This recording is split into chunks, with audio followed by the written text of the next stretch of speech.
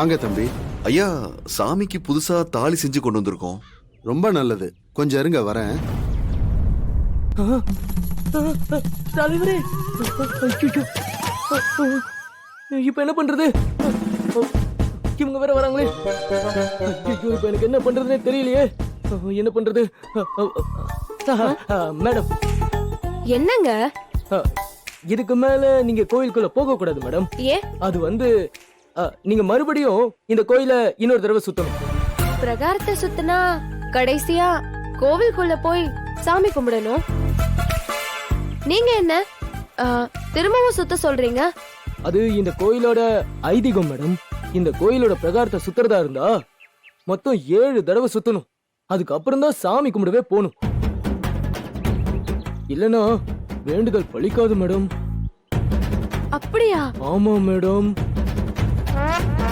நீங்க எப்படியும் தலைவர் கூட சீக்கிரம் கல்யாணம் ஆகணும்னு வேண்டி இருப்பீங்க. அந்த வேண்டுதல் பலிக்காம போயிடும்ல. ஐயோ, நான் திரும்பவும் சுத்துறேன். ஏய் வாங்கடி. போங்க போங்க போங்க. அடங்கப்பா.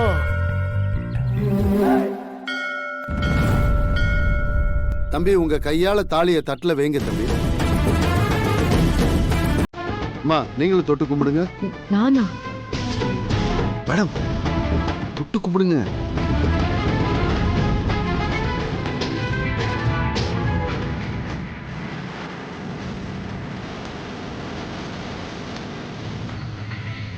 கடவுளே, எங்க 2 பேரையும் தம்பதிகளா வந்து இந்த தாலியை கொடுக்க வச்சுட்ட.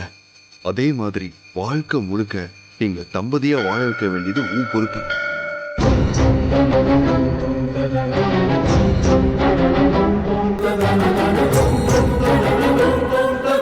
இந்தாங்க தம்பி, இந்த மாலை எடுத்து கழுத்துல போட்டுக்கோங்க.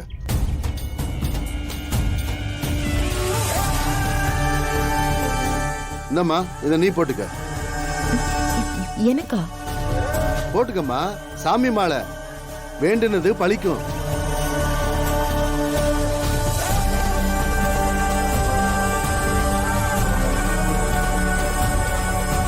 போட்டுக்கங்க.